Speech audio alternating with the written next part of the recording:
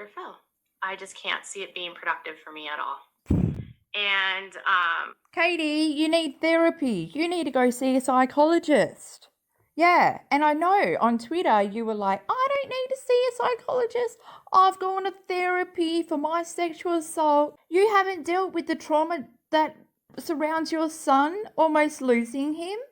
You need to go to a psychologist for that. And you keep saying no. Dr. Phil can't do anything for you. Can you imagine? It'd be like the fucking Farrah show. So Farrah, did you drink drive? No, I just moved my car around the other side of the street. But you were drunk when you did this, so you drunk drove. No, Dr. Phil, I wasn't drinking and driving. Fucking, it's going to be the same fucking shit show. I think it's actually a good segue because somebody was asking, like, now the interesting thing is, remember when all that stuff was going on with Ellen back in the summer and everyone was talking about how cold she is and how Dr. Phil isn't a doctor is the same as saying Dr. Jill Biden isn't a doctor. Not the same, because he's doctor in name because he has a doctorate or a PhD, but he's not a medical doctor and he's not a doctor that's licensed. Saying that he's not a doctor, they're talking about he's not licensed, you know.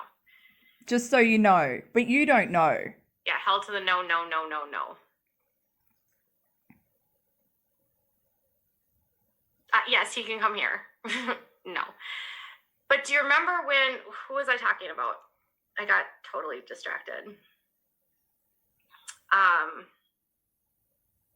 Remember when all that stuff was going on with Ellen and all of her staff members were saying that it was check out the light. You know, she's cold, she's not the nicest person, blah, blah, blah, blah, blah. Well, somebody that used to work for Phil reached out to me and said that, like, working for... Whatever, Katie. No one is reaching out to you. Your credibility is zilch. No one wants to be fucking associated with you. And anyone that you say that does, by being your source, is some fucking made up bullshit. Him was terrible, allegedly. And that he didn't treat his staff very well, allegedly. I can't say... You don't treat your staff very well either by calling them staff to begin with, because they're not your staff. They're not your employees. They don't work for you. And we've all heard the story about how you fucking ripped the nurse a new one because she spoke out about being trapped in the basement with your son. I mean, you know, out of sight, out of mind. Like, for sure that this is, like, the truth, but that was, like, a rumor going around. And then there was just a rumor in general that, like, daytime talk show hosts are not always the kindest to their staff. But again, all allegedly. Yeah, I just remember getting that message and I was like, that's really bizarre. And I noticed that that's been sort of this long rumor online that he's not always, like, yelling, screaming, that kind of stuff behind the scenes, which... if he's any of the way that he is on air, I would kind of imagine that. And then his first wife did call him really domineering and controlling, so... Oh my goodness, guys. Bumhole. Bumhole Central in the Katie green room. We're waiting for the funeral of Katie's farewell tour. Do you like my headband? Yeah. Anyways... were you surprised that I made this decision? No. Like, were you thinking that I was going to go on the show? No, we know that you don't leave the room. You don't leave your house. So, no. And plus, I'm pretty sure Dr. Phil knows that you're getting sued by Tati. Tati's going to be looking absolutely beautiful. And then there's going to be you. And I hope that you realise on that day that maybe... you should have looked up a makeup tutorial. Imagine being on a platform where you have such easy access to tutorials that can teach you how to apply your makeup and you refuse to. And not only do you refuse to, because you are on a pedestal and you know everything, but you continue to do get readies with me and making an absolute idiot of yourself. Imagine Tardy watching you get ready. Absolute fool. You don't know how to put makeup on. You don't know the rules. You don't know the theory. You're like copying what other people do and then trying to make it work on your face. No. Or do you think I was not going to go on the show? And thank you, Adam. Thank you, Monotone. And thank you, Bree, for your super chats. And no, you did not think I was going to go. I don't like Oprah. No, we know that you never leave the house, so I'm not sure what you expected, Katie. And after yesterday, should we talk about this? I actually recorded a video, and then I don't know what happened to the video. It just disappeared, and maybe it happened for a reason, because in the video where I was responding to you crying on the couch and then yelling at your subs, I was a little bit like, where the fuck is the trigger warning, first off? And then I was like, how dare you? How dare you fucking put your trauma on me and make me feel like shit? I've gone through my therapy. I've done the hard yakka. You know, I've spoken to my psych. I can't imagine if I put my trauma onto someone else, a stranger on the internet, and expected them to react like a psychologist would and give me great fucking advice. But you know what, Katie? The whole time you were explaining the story about your son, you were talking in third person.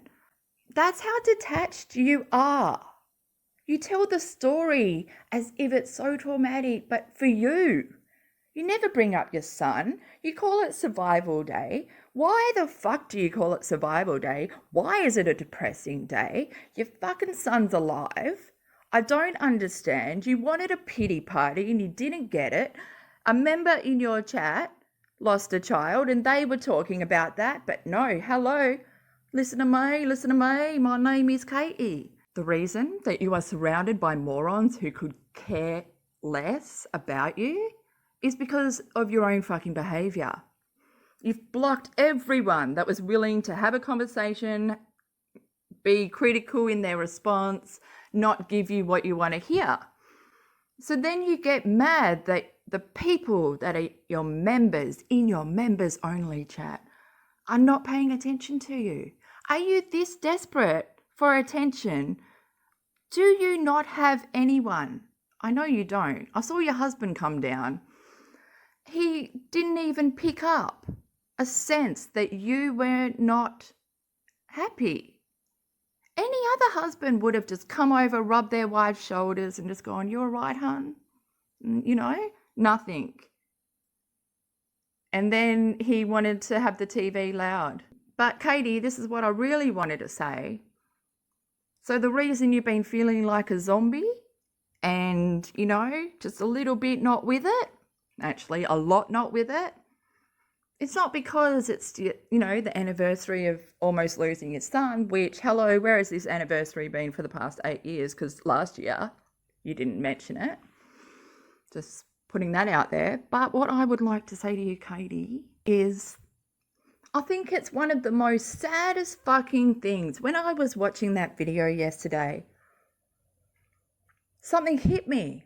You do this, Katie. You do this to me because I'm an emotional person. I actually am a true empath, unlike you. I don't have hate in my body ever for anyone. And even if you are my enemy, I'm still going to help you. And in the video yesterday, when I saw you not getting the attention that you wanted and being a rude fucking bitch, I felt sorry for you. I felt sorry that you're a 42-year-old woman and you don't have anyone to talk to. I feel sorry for you that the only people that you've got that are friends in your world, friends, quotation marks, are your members. I find it quite sad that you have been spiraling for over a year and no one is doing anything to help you.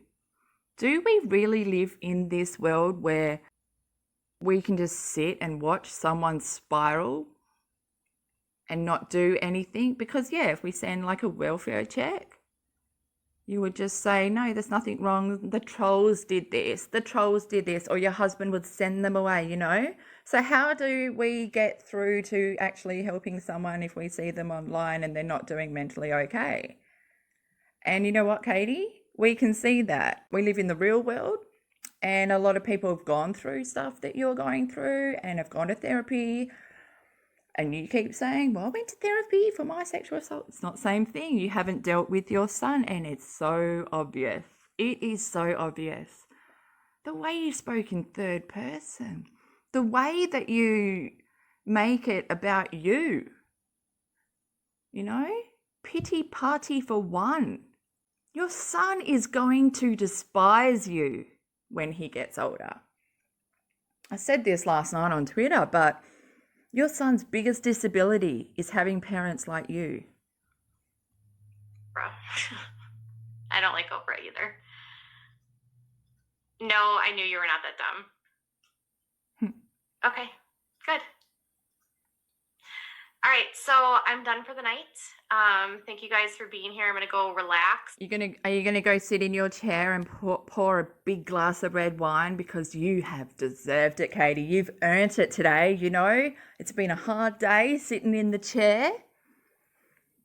Yeah. And try to have I'm gonna go unwind with a glass of wine. No, he exploits people. Think.